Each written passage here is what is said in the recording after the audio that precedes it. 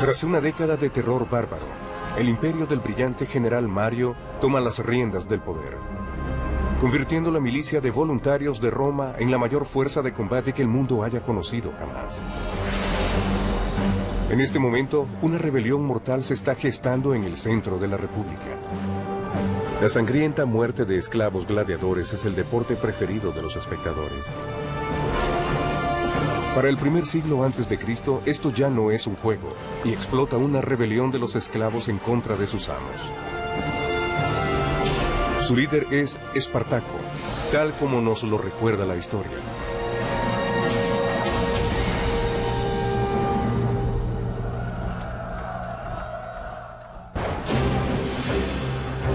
Gracias al poderoso ejército de Roma y a la filosofía de la conquista, la República se ha enriquecido en territorio, tesoros y esclavos. Los esclavos capturados en el campo de batalla o en los pueblos conquistados se convierten en una mercancía. Los esclavos eran personas y los romanos lo sabían.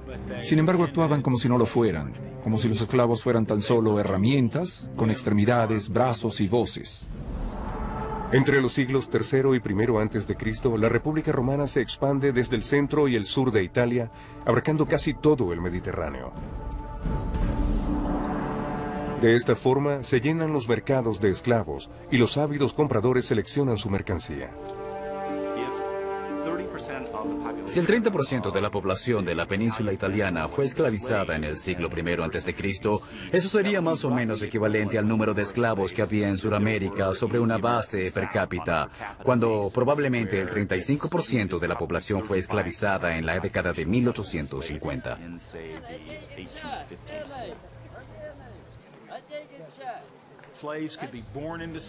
Los esclavos podían nacer como esclavos, podían venir de países extranjeros y ser vendidos como esclavos, podían ser capturados en la guerra. Había muchas maneras de convertirse en esclavo y también una gran variedad en la forma de vivir como esclavos.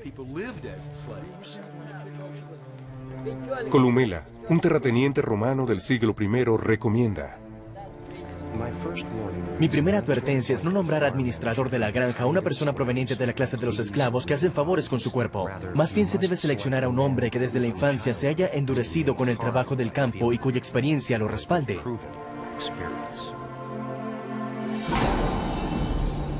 No todos los esclavos están destinados para el trabajo de campo. Los más fuertes están reservados para el deporte, para entrenarse en la arena como gladiadores. Estos gladiadores estaban muy bien preparados. Tenían entrenadores profesionales llamados lenisti, que los aguijoneaban de la misma forma que un entrenador de fútbol presiona a sus hombres para que el equipo dé lo mejor de sí.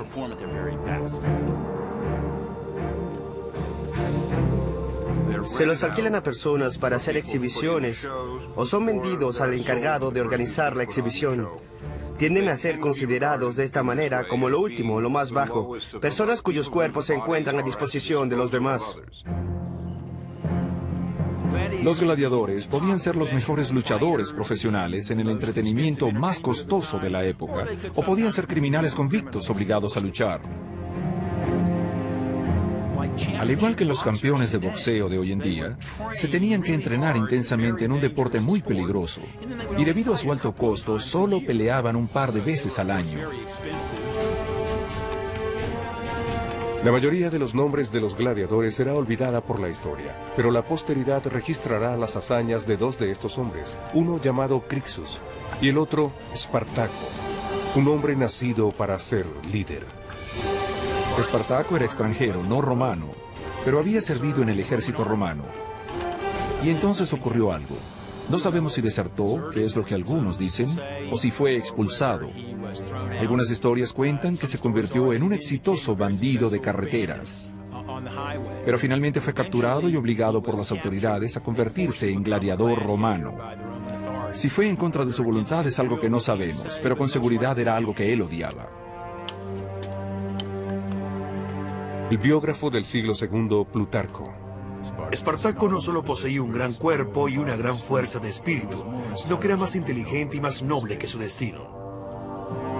Independientemente del giro del destino que llevó a Espartaco a la esclavitud, está claro que no lo aceptará de brazos cruzados, y Crixus compartirá su misma suerte.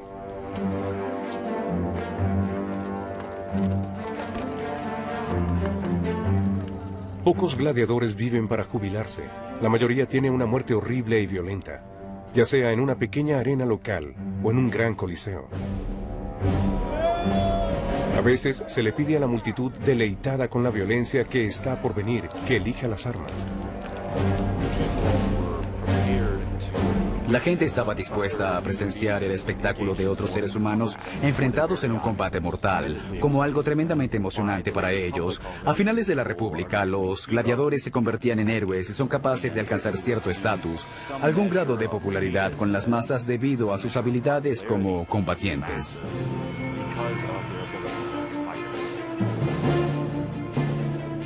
Por sorteo, los gladiadores eligen entre ellos cuál será el primero en morir.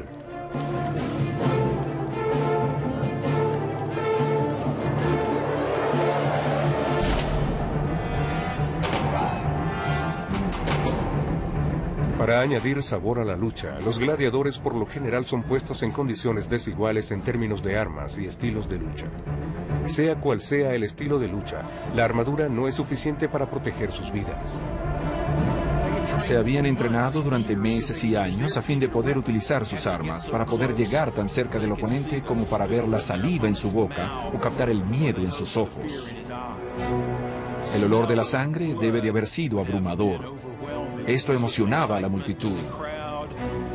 Era un signo para los gladiadores de que su vida estaba en juego.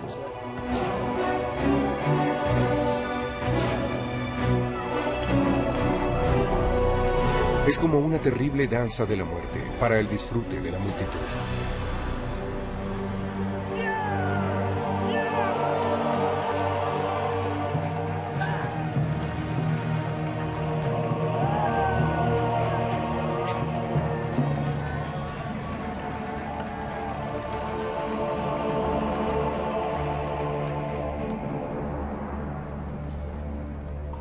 Pero en el año 73 a.C., en el Ludus, la escuela de gladiadores, un grupo de aprendices se cansa de recibir órdenes de la guardia romana. Deciden que si la muerte los espera, no va a encontrarlos en la arena.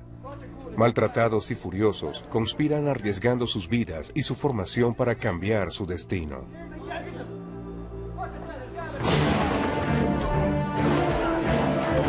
De acuerdo al historiador del siglo II, Apiano, Espartaco y su compañero el gladiador Crixus trazan un plan. Espartaco persuadió a cerca de 70 esclavos para que en aras de su libertad asumieran el riesgo, en lugar de resignarse a ser colocados en una exhibición para el entretenimiento de los demás.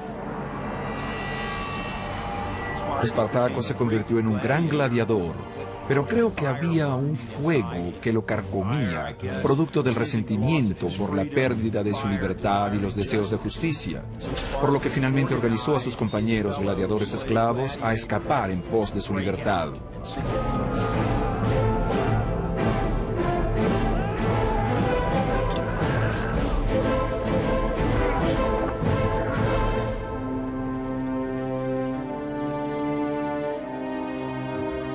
La milicia local no estaba acostumbrada a combatir y se siente cautelosa frente a los rebeldes a los que está persiguiendo. Han visto a esos hombres luchar en la arena y saben muy bien a quién se enfrentan.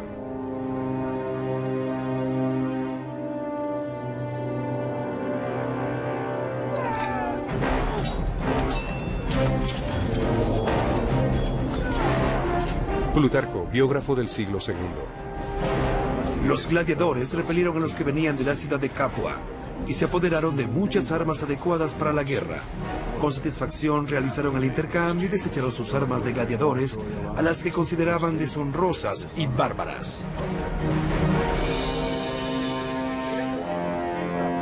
Como su líder, Espartaco lleva a sus hombres de la esclavitud a la guerra, dejando cadáveres romanos a su paso. Habiendo derrotado a las milicias locales, Espartaco conduce a su ejército de esclavos de la ciudad de Capua al monte Vesubio, en donde buscan refugio acampando en la cima de un empinado risco.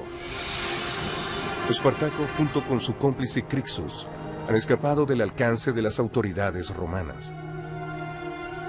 Ahora deben preparar a sus hombres para las inevitables batallas que vendrán. Espartaco tenía el brillo personal y la fuerza necesaria para que la gente quisiera seguirlo. incluso en la peligrosa fuga de esta escuela cárcel de gladiadores. El monte Vesubio era un volcán activo. Era un lugar peligroso para ocultarse, pero Espartaco sabía que él y sus gladiadores en fuga podrían encontrar una posición en el monte Vesubio para organizarse y planificar. Pero un mensajero viene a advertir a Espartaco que los romanos están instalando un campamento abajo para bloquearlos. El Senado envió al comandante Claudio Glaber para acorralar a los conspiradores y poner fin a la rebelión. Logró empujar a Espartaco y a su naciente grupo de rebeldes a adentrarse en la montaña, hasta un espacio que parecía cerrado, por lo que Claudio Glaber asumió que no iba a tener ningún problema en aniquilarlos en el monte Vesubio. Plutarco nos narra el plan. Claudio ordenó a sus soldados que resguardaran la carretera estrecha y de difícil acceso que llevaba hasta la montaña. El resto de la montaña estaba formada por empinados precipicios y era imposible recorrerla. La única vía de escape para Espartaco y los esclavos prófugos está bloqueada. El asedio ha comenzado. En el año 73 a.C., Espartaco y su compañero Crixus se niegan a morir en la arena de los gladiadores. Juntos lideran una rebelión de esclavos, pero ahora Claudio, un oficial romano, tiene cercado a los fugitivos en la región del monte Vesubio al sureste de Italia. En lo alto de la montaña, Espartaco y sus hombres planifican un escape brillante, tal como nos narra Plutarco en el siglo II a.C. Los esclavos cortaron los pedazos útiles de las vides y tejieron escaleras con ellos. Eran resistentes y largas como para que al amarrarlas de la parte superior de los acantilados llegaran hasta el suelo al pie de las montañas. Una de las cosas más interesantes sobre las primeras fases de la rebelión de Espartaco es que parece conocer el terreno mejor que nadie. Claro, en parte esto puede ser debido a que pastores y otras personas que conocen la zona que rodea el Vesubio se le unen y simpatizan con su causa. Los esclavos provenientes del campo que se unieron a Espartaco y su grupo probablemente en el inicio habían sido en su mayoría pastores y anteriormente esclavos viviendo independientemente, ya que tenían armas, así como una excelente condición física, convirtiéndose más tarde en los soldados de este ejército comandado por gladiadores. Espartaco y su legión, cada vez más numerosa, son capaces de repeler el ataque descendiendo del acantilado, llegando justo un poco más allá del campamento de Claudio. Allí los romanos subestiman la determinación de los esclavos. Hay que recordar que quienes los perseguían parecían más unos policías novatos que a las legiones del César. Estos sujetos no forman parte de la institución militar regular. Están guiados por oficiales que no son muy competentes y que probablemente tienen muy pocos conocimientos del campo, ya que allí era donde enviaban a sus esclavos. Los romanos son muchos más que los renegados, pero el audaz plan de los esclavos es un testimonio a su ingenio, a la desesperación y al odio hacia sus opresores romanos.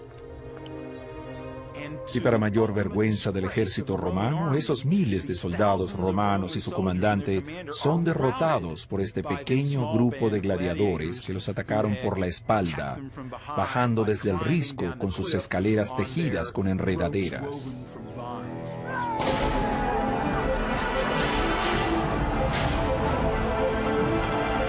Con este éxito, el movimiento crece, según relata el historiador Apiano. Muchos esclavos fugitivos e incluso algunos hombres libres de los alrededores acudieron para unirse a Espartaco. Comenzaron a organizar incursiones vandálicas en los asentamientos cercanos y como Espartaco dividía las ganancias de sus saqueos, pronto atrajo a un gran número de seguidores. El único grupo que Espartaco no aceptó en su banda de rebeldes fue a los desertores del ejército romano.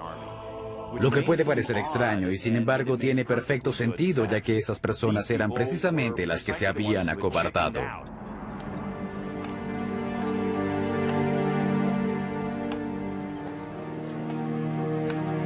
El autor del siglo II, Floro.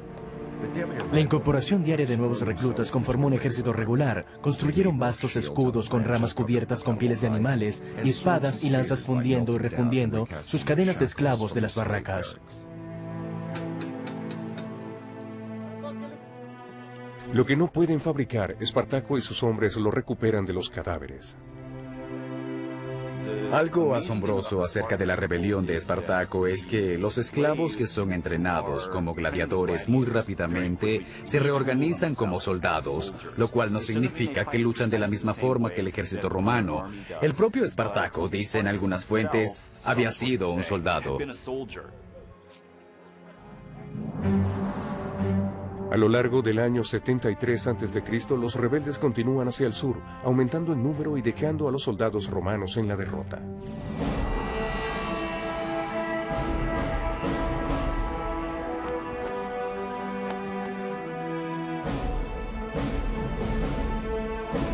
El Senado llama a otro magistrado para detenerlos, el comandante Pluvio Varinio.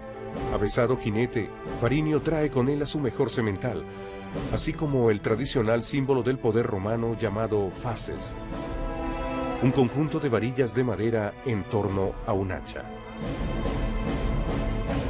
Esto simbolizaba el poder del magistrado de utilizar la fuerza para hacer cumplir el orden, las varas para golpear a civiles o soldados y el hacha para la pena capital. El hacha se colocaba dentro del faces solo cuando el comandante se encontraba fuera de Roma, porque en los campamentos militares el comandante tiene el poder de la ley marcial sobre sus tropas. Sin embargo, los símbolos parecen ser de poca utilidad para Varinio contra un ejército de esclavos. Las tropas de Espartaco han ensangrentado las suyas y han matado a su segundo comandante. Varinio prepara a los hombres que le quedan para la próxima batalla. Espartaco, familiarizado con la estrategia romana, se mantiene un paso más adelante, según el historiador Salustio. Para evitar un ataque sorpresa mientras asaltaban el campo, los rebeldes colocaron cadáveres frescos a las puertas de su campamento, de modo que los romanos creyeran que había guardias apostados allí. Con los señuelos en su lugar, los rebeldes son libres de atacar a los romanos a su antojo, tomándolos completamente por sorpresa.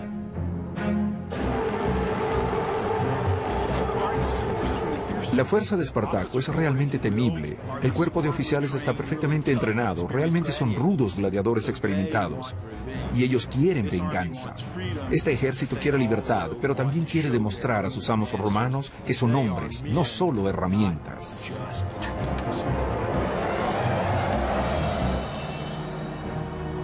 A través de su ingenio, Espartaco se anota otra victoria sobre el arrogante Varinio y toma prisioneros del ejército romano.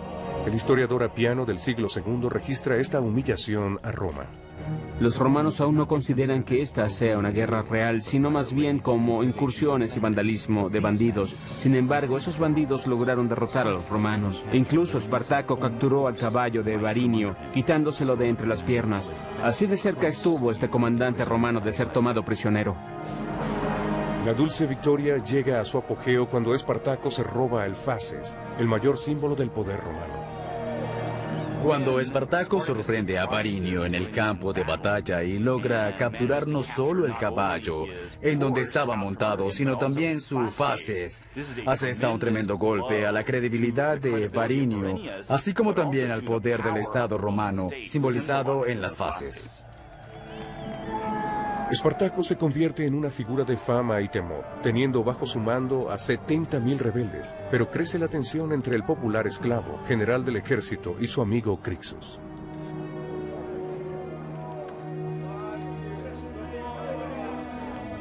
De esta manera, Espartaco le demostraba a los romanos: soy tan bueno como un romano.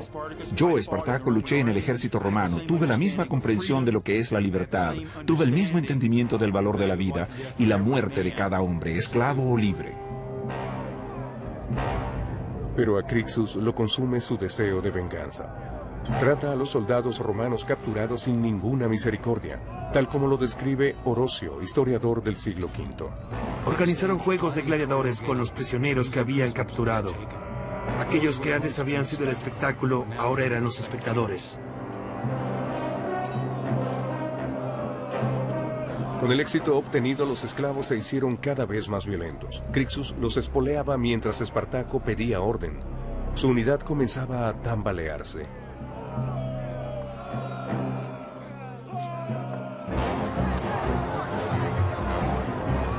Luego Crixus actúa, dando rienda suelta a la furia de los esclavos contra la indefensa población civil romana. El historiador Salustio describe lo ocurrido. Los esclavos fugitivos comenzaron de inmediato a violar niñas y mujeres casadas, dando muerte a todo aquel que intentara resistirse. Espartaco mismo fue incapaz de evitarlo, a pesar de que en repetidas ocasiones les rogó que se detuvieran.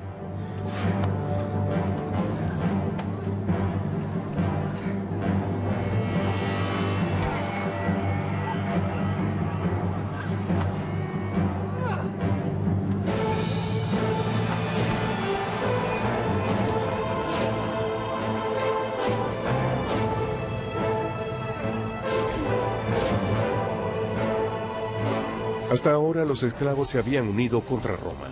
Ahora empiezan a volverse unos contra otros. Este es el momento que los esclavos han estado esperando. Sur de Italia, año 72 a.C. El esclavo Espartaco y su ejército de rebeldes han logrado derrotar y humillar a las tropas romanas que fueron enviadas para detenerlos. Pero ahora que su compañero Crixus ejerce su propia autoridad, el conflicto viene desde adentro. En el campamento provisional de los esclavos, Espartaco hace planes para atravesar los Alpes, pero Crixus tiene sus propias ideas, según escribe el historiador Salustio. Crixus y su gente querían marchar directamente contra el enemigo, a fin de obligarlos a un enfrentamiento armado. Espartaco, por su parte, aconsejaba un rumbo diferente. Crixus reta abiertamente la habilidad de su amigo para dirigirlos. Algo interesante sobre la rebelión de Espartaco es que aparentemente él no tenía un plan. Había logrado obtener decenas de miles de seguidores, por lo que debía moverse de una zona a otra de Italia con el fin de asegurarse de que todo el mundo tuviera que comer. Impaciente, Crixus abandona el campamento de esclavos, llevando consigo a una facción de militares rebeldes. Espartaco queda ahora solo, al mando de su gente. Los dos hombres siguen trayectorias diferentes a lo largo de Italia. Con el ejército esclavo ahora dividido, Roma se prepara para asestar un duro golpe. Los cónsules Lucio Gelio Publicola y Gneo Cornelio Lentulo se reúnen para planificar su estrategia. Los romanos, al mismo tiempo que tenían a los esclavos como subhumanos, también reconocían que estos esclavos habían sido tremendamente exitosos en las batallas que habían librado contra Roma. Por eso, su peor pesadilla era que estos esclavos fueran a derrotarlos a ellos una y otra vez en el campo de batalla. Esta desordenada rebelión ahora se parece más a una guerra real, por lo que exige un plan serio para la batalla.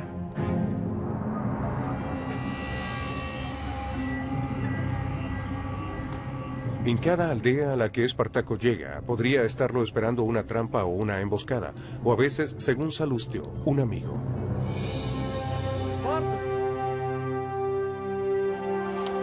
Muchos de los esclavos en las ciudades eran sus aliados naturales y les ofrecían cosas que sus amos habían escondido, o incluso arrastraban a sus propios amos fuera de sus escondites. Estos nobles son entregados como premios al ejército, para humillar de esta forma a la aristocracia de la República. De sus compañeros de esclavitud, Espartaco también reúne alimentos, armas y más soldados para su causa. Pero también los refuerzos de Roma están aumentando.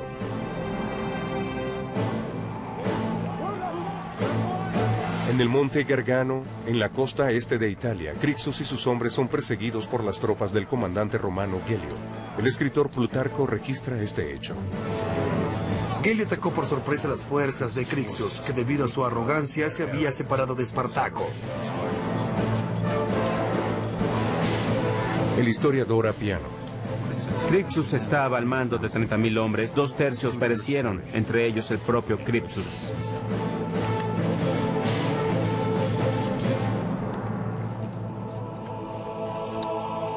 El ejército romano obtiene su primera gran victoria contra los rebeldes, pero el principal cabecilla y cerebro de la rebelión aún está libre. Los romanos no permanecen mucho tiempo en el campo de muerte y se dirigen a acabar con Espartaco. Organizando un ataque en forma de tenaza, los comandantes romanos Gelio y Lentulo acampan a ambos lados del paso de la montaña a la espera de sus presas.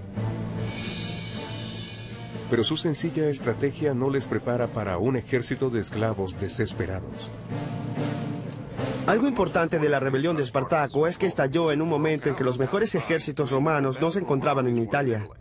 estaban en España o en Turquía. Las tropas que fueron enviadas en contra de Espartaco habían sido conformadas recientemente.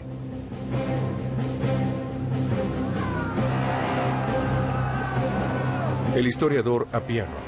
Espartaco los enfrentó uno tras otro y derrotó a cada uno de los ejércitos romanos. Los romanos se vieron obligados a huir del campo de batalla en medio de un gran alboroto y una gran confusión.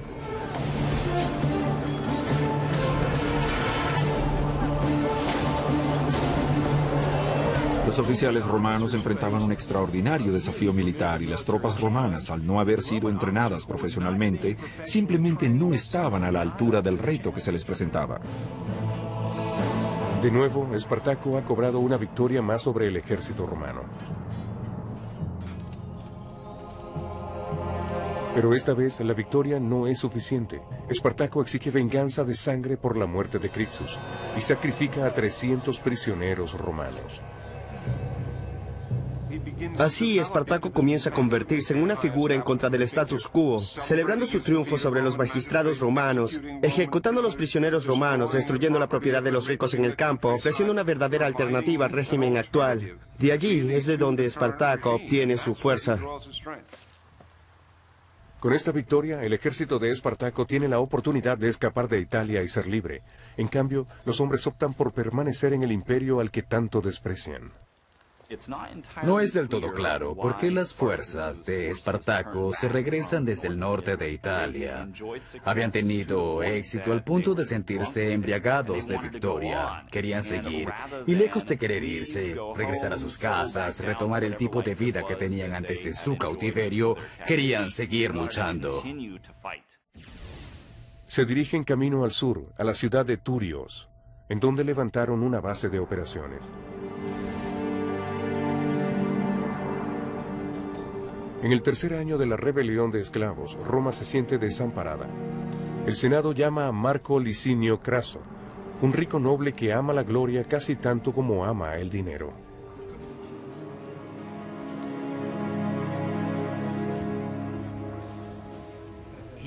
Él quería pertenecer a la élite de la sociedad romana, para lo cual era necesario obtener victorias militares. Estaba ansioso de tener la oportunidad de derrotar a Espartaco, lo cual pensó que le sería fácil, porque después de todo, los esclavos no podían ser realmente tan peligrosos. Pero Craso, aprendiendo del fracaso de los demás, no subestima a su enemigo. Como estricto comandante que era, se toma en serio su misión, por su gloria y para el bien de Roma. El creciente ejército de esclavos rebeldes de Espartaco se ha convertido en una armada muy bien organizada y al parecer insuperable. Ahora Marco Licinio Craso dedica toda su energía y la de su imponente ejército a destruirlos. Sin embargo, Craso se encuentra con que las fuerzas romanas son indisciplinadas, cobardes y prestas a retirarse del campo de batalla. Craso no está dispuesto a soportar esto. Después de sufrir una humillante derrota contra los rebeldes, toma medidas drásticas. Va a enseñarles a sus tropas el sentido de la obediencia, diezmando a los prisioneros.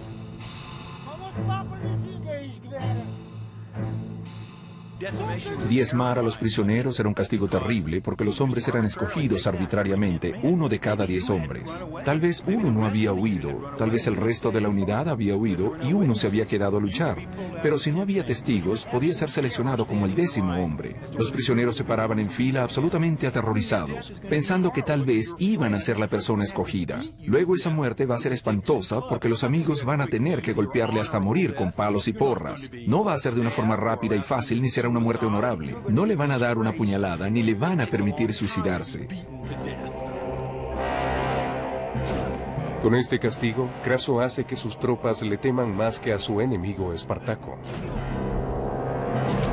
La idea era avergonzar tanto a los hombres que estaban propinando los golpes como al hombre que estaba siendo asesinado, aun a pesar de que éste no hubiera sido un cobarde.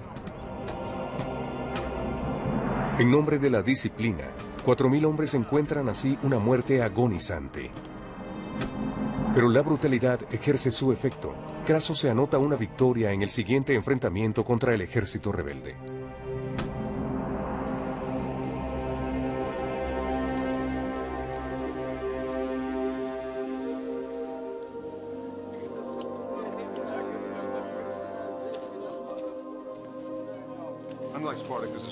A diferencia de los anteriores oponentes de Espartaco, Craso era un soldado realmente hábil. Sabía cómo entrenar a un ejército y sabía cómo desplegarlo. Tenía la experiencia necesaria y ahora, por primera vez, Espartaco se enfrentaba a un general romano real, no a un político al mando de un grupo de hombres inexpertos.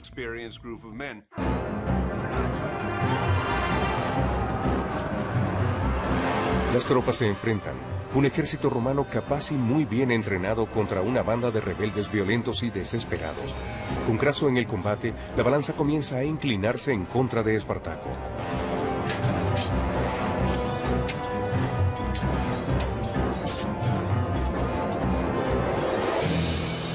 Perseguidos por el ejército de Craso, los esclavos huyen hacia el sur.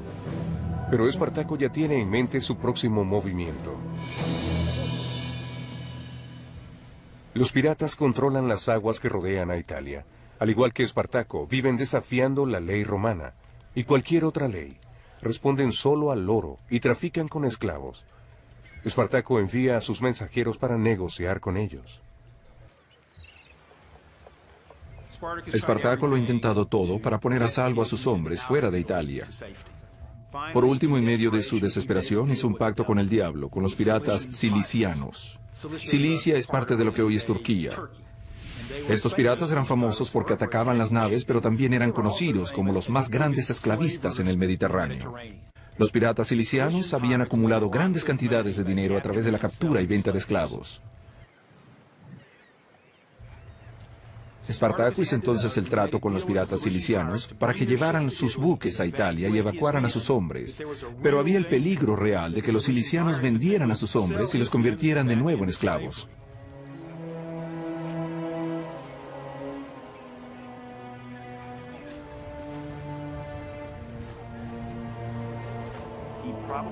Probablemente lo que él tenía en mente era cruzar hasta Sicilia y ocupar la isla, tomándola como un nuevo territorio, un nuevo estado, en el que estos rebeldes serían capaces de hacer frente a Roma en sus propios términos. Los esclavos y los piratas llegan a un arreglo. Los cilicianos convienen en transportar a 2000 esclavos a Mesina, en Sicilia. Espartaco espera así extender su rebelión y al mismo tiempo eludir las tropas de Craso. No tienen tiempo que perder. Las legiones de Craso se acercan, preparadas para capturar y masacrar a los esclavos como bestias salvajes.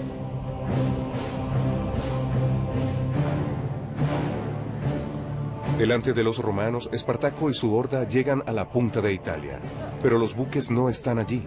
Los piratas los han traicionado y los romanos están cada vez más cerca. Para salir de Italia, Espartaco tiene ahora que luchar contra un ejército vigoroso, cuya disciplina ha sido restaurada por Craso, y que finalmente va a ser capaz de demostrar la táctica y la disciplina que hicieron de la armada romana un extraordinario ejército.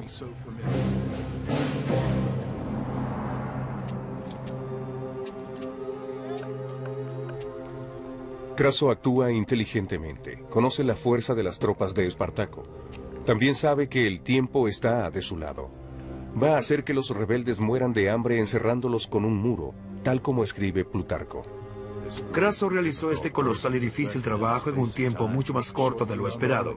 Hizo una zanja de un mar al otro sobre el estrecho de tierra, y sobre él construyeron una grandiosa muralla, alta y muy fuerte.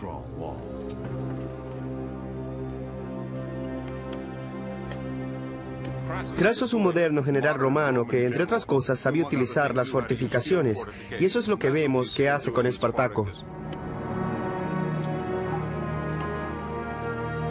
El proyecto de 56 kilómetros de largo y 4,5 metros de alto es inmenso. El biógrafo del siglo II, Plutarco. Cuando las provisiones comenzaron a agotarse y Espartaco quiso salir fuera de la península, se dio cuenta del obstáculo que representaba la muralla. Espartaco es forzado a ir tierra adentro. Todavía el muro impide todo intento de cruzar al norte. Después de 3 años de violentos alborotos, las fuerzas rebeldes se encuentran enjauladas. Pero el Senado, que ordenó a Craso poner fin rápidamente a la rebelión, está cansado de esperar por los resultados, según narra el historiador Apiano. Cuando los romanos se enteraron de las tácticas de asedio de Craso, pensaron que no había motivos para prolongar esta acción en contra de los gladiadores. Un mensajero llega al campamento de Craso, llevando noticias indignantes de Roma. El Senado ha perdido la fe en él y le entrega la tarea a su mayor rival. El talentoso general Pompeyo el Grande vuelve de España como un héroe, después de haber sofocado un levantamiento sangriento. Se le ordena terminar de una vez con la rebelión de los esclavos. Pompeyo fue probablemente uno de los mejores generales que Roma tuvo. Pompeyo, al igual que Craso, era muy ambicioso y tenía una reputación militar mejor que la de Craso. Tiene un talento natural para el espectáculo y proyecta de manera particular su imagen en todo el mundo romano. Tiene un sentido para relacionarse con los demás que otros políticos de su tiempo no tienen.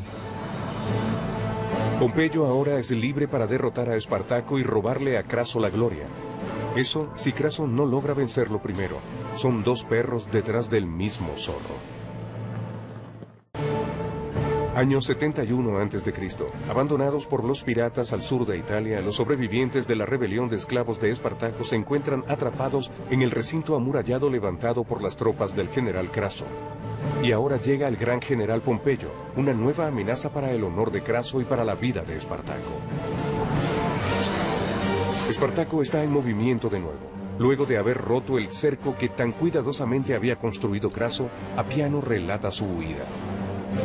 Espartaco organizó ataques repentinos y en pequeña escala a aquellos que los tenían situados en puntos específicos, golpeándolos fuerte e inesperadamente. Crucificó a un prisionero romano como prueba de lo que le podría pasar a sus propios hombres.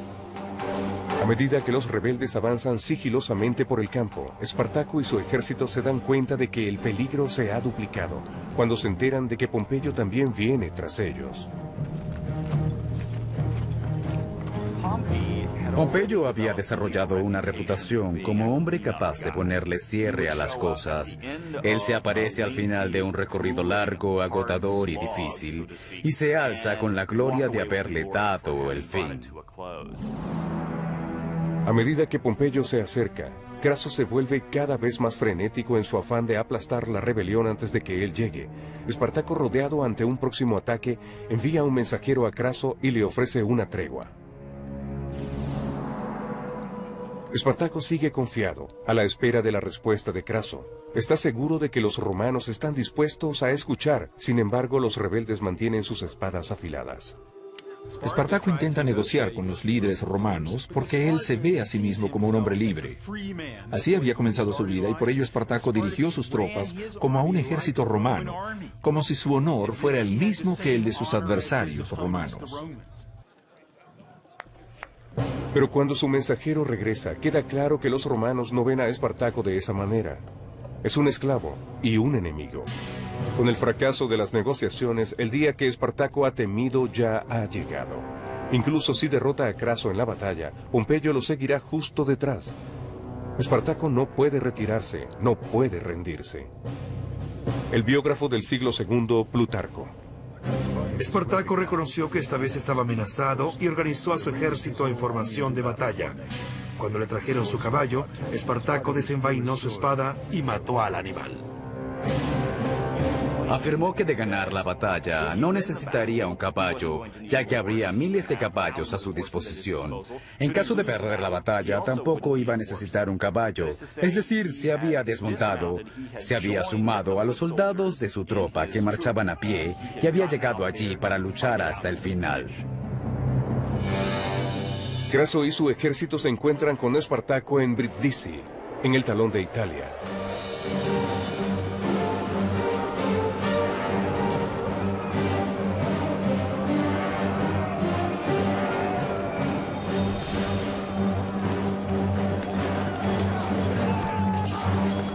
Y así comienza la batalla. 3 años de rebelión han conducido a este decisivo encuentro entre Craso y Espartaco. El enfrentamiento más grande entre dos grandiosos ejércitos.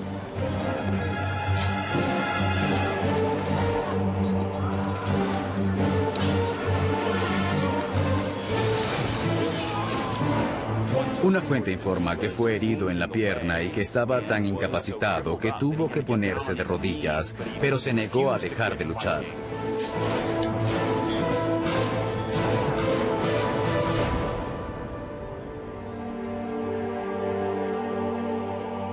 El historiador Apiano relata: La matanza fue de tal magnitud que no era posible contar los muertos. El cuerpo de Espartaco nunca fue encontrado. Espartaco nunca aprovechó la oportunidad de escapar, lo cual bien hubiera podido hacer individualmente. Espartaco fue un hombre que demostró tener sentido del honor, un honor tan profundo y auténtico como el de cualquier romano que nunca hubiera sido esclavo.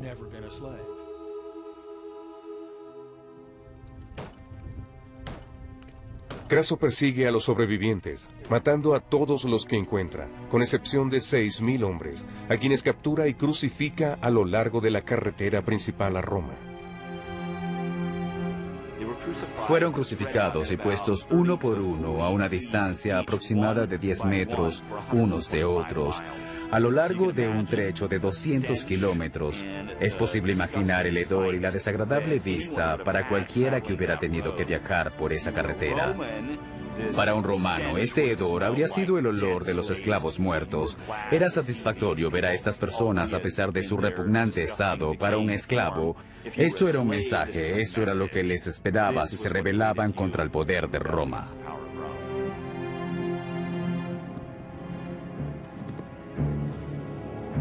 Craso derrota la rebelión de los esclavos, aunque algunos rebeldes corren con la suerte de escapar a la masacre, hasta que Pompeyo, fiel a las formas, tiene la última palabra. Pompeyo logró aparecer justo a tiempo para perseguir a los 5.000 gladiadores que habían logrado escapar de la gran batalla, y logró capturar o matar al resto. Entonces, según Plutarco, Pompeyo se asegura de recibir todo el crédito. Pompeyo escribió al Senado que aunque Craso había derrotado a los gladiadores en el campo de batalla, él había extinguido la guerra hasta sus raíces. La carrera de Pompeyo es muy interesante. De hecho, en una oportunidad Pompeyo fue acusado de ser un buitre, de sacar provecho de unas matanzas que no eran suyas. Los romanos quieren pasar la página de esta desagradable rebelión de esclavos rápidamente. Cuando finaliza, Pompeyo se adjudica un triunfo, el más alto honor romano por su trabajo en la lucha contra los enemigos en España. Craso solo recibe un elogio menor por sus esfuerzos contra unos esclavos comunes que aterrorizaron a Italia.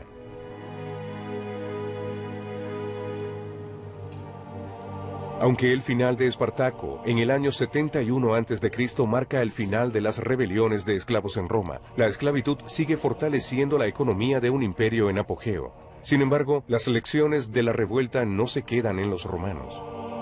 Espartaco en la imaginación de los romanos se convierte casi en el equivalente de un Osama Bin Laden. Es una figura temible que anda por ahí. Sigue siendo una amenaza aun cuando no puedas verlo y siempre vendrá otro detrás de él. Los romanos se dieron cuenta a través de esta rebelión de esclavos de que tenían que mantener su ejército en plena forma. Probablemente en ese momento los romanos comenzaron a pensar que tal vez necesitaban un ejército profesional permanente para mantenerlos seguros en su hogar, así como para protegerlos contra los invasores extranjeros. Pero incluso un poderoso imperio no puede defenderse a sí mismo para siempre. Mucho tiempo después de su desaparición, la historia de un solo hombre que se enfrentó a ese imperio aún perdura. La leyenda de Espartaco sobrevive hasta nuestros días. Ha sido un héroe para las personas sometidas, para la gente oprimida, incluso de la edad moderna. Pero mientras el imperio prevalece, pertenece a los poderosos.